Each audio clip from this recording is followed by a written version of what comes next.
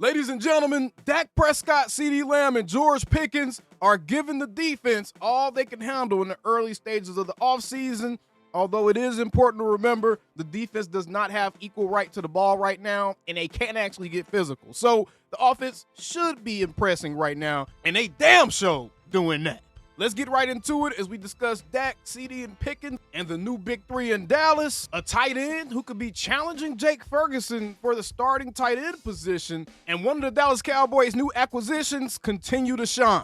Let's get right into it as we have all this and more on today's episode of Attack on Cowboys.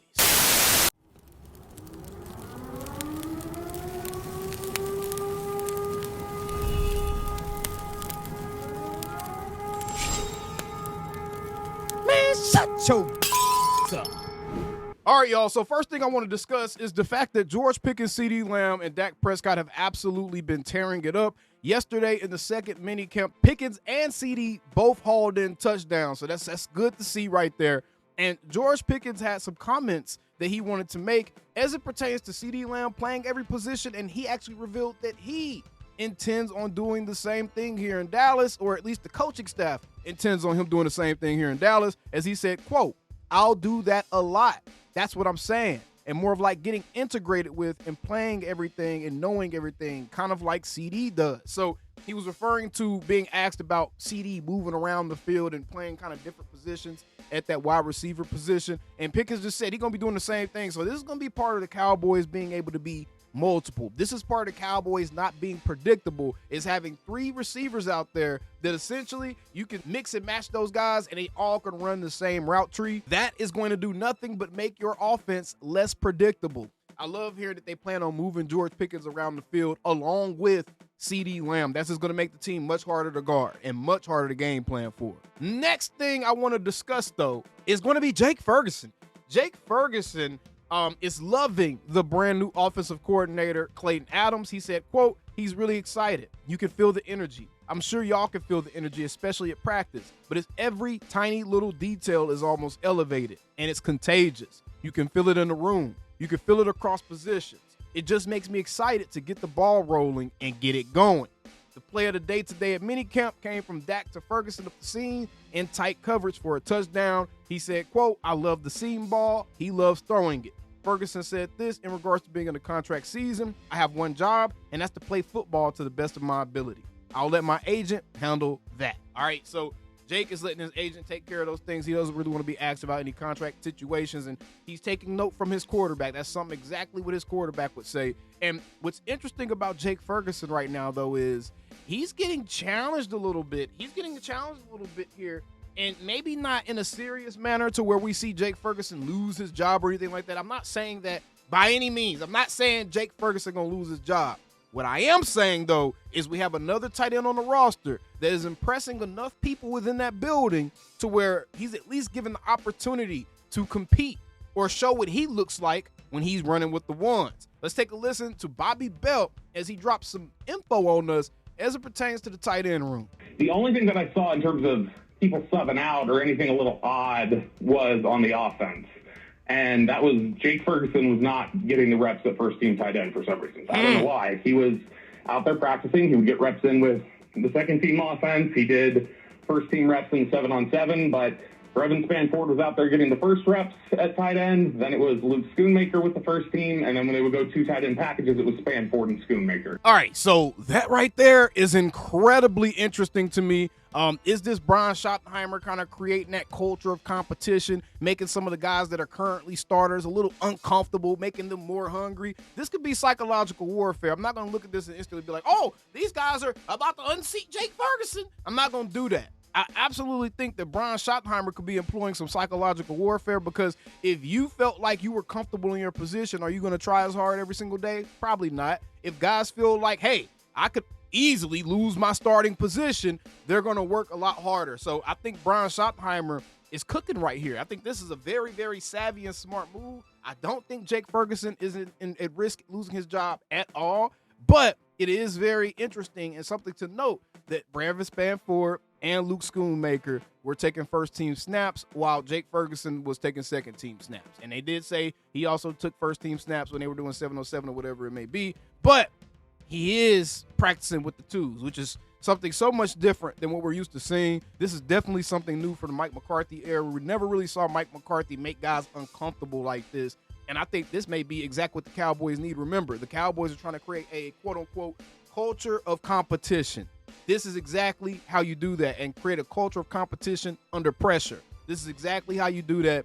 What more pressure can you have than feeling like you're going to lose your job? So excellent, excellent chess move right there, Brian Schottenheimer. Now, to some other news and notes as it pertains to the Cowboys minicamp. Here's Tommy Yarst with his notes. He says, another day, another Kaiir Elam pass breakup. It should have been an interception, but he couldn't bring it in.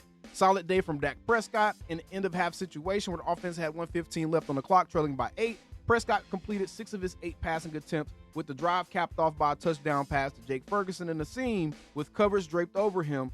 Also converted the 2-point conversion on a rollout pass to Miles Sanders. Interesting name to hear pop up there. Micah Parsons participated in some individual drills, but wasn't a part of the team periods. Still, good on you, Micah Parsons. You're really setting an example. There's still heavy rotation at corner. Deron Bland, Israel Mukuamu, and Kaiir Elam all took reps on the outside with Bland. Keemon Hall and Wanye Thomas taking reps in the slot during first-team activities. And then he talked about Joe Milton. We're not going to do that. I am not about to continue to talk about the backup quarterback. I'm sorry. Donovan Ezeraiku is starting to stand out more. His bend is on full display, and he's getting to the backfield. And speaking of getting to the backfield, Maris Leofau got to the quarterback a few times in 11 on 11. All right, so we finally got a Maris Leofau sighting. And Donovan Ezeraiku, man, this dude had 16 sacks last year, bro. You don't accidentally get 16 sacks. I absolutely expect him to come out and play with his head on fire. I think him and Micah Parsons is going to be absolute terrors to opposing offensive lines and quarterbacks. All right, so those are Tommy Yarst's thoughts. Here are Nick Harris's thoughts.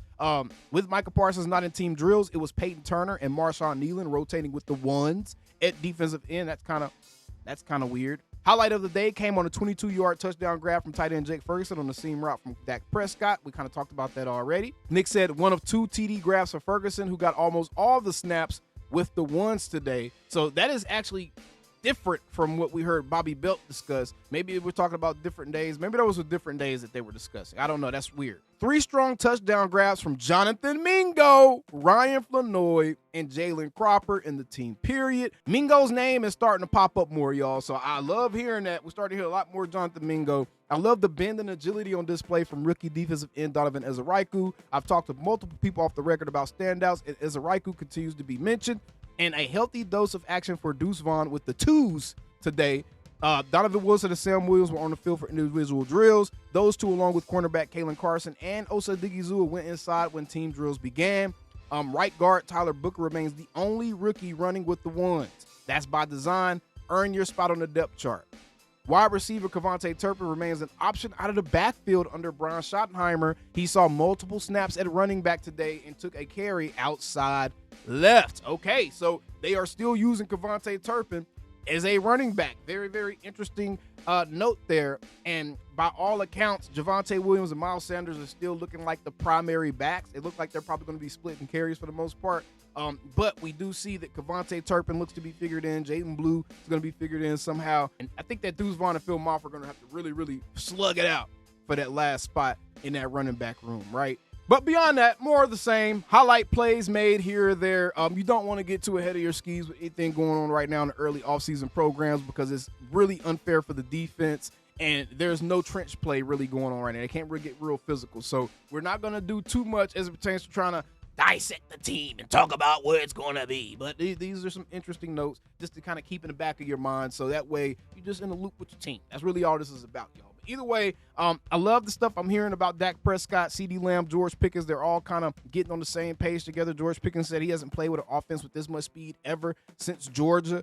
And there's a lot of positivity going on around the Cowboys right now. Now, they did have another minicamp today, but it was just a walkthrough, so we may not get too in-depth in that one. But either way, no doubt comments below. What has been your biggest takeaway from all season so far? And be sure to subscribe. How about them Cows? Calling me, texting me, paging me, asking me, am I still them boys? Y'all usually check on me. Listen. I'm still them boys. Hey! Woo! Oh, shut up, my boy. Hey! I'm still them boys.